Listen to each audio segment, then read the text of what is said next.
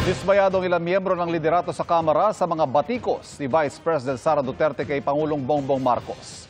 Sa press conference ni Duterte kahapon, sinabi niyang hindi marunong maging presidente si Pangulong Marcos.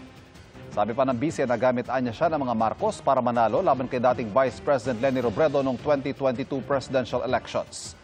Binatikos din ni Duterte ang pagdinig ng Kamara ukol sa 16 million pesos na ginastos sa mga safe house ng OVP. Ay kay House Deputy Majority Leader Jude Asidre, mas pinipili ng bise na mamulitika sa mga panahong kailangan ng bansa ng pagkakaisa. Sa halip daw na magsalita tungkol sa kanyang lehitimong issue sa tamang lugar, sabi ni Asidre tila binaliwala at itinuring ito ng bise bilang political attacks na nagpapalalaan niya sa pagkakawatak-watak sa bansa. Sabi naman ni House Assistant Majority Leader Mika Swansing, mas mainam na makipagtulungan na lang sa kanilang bise.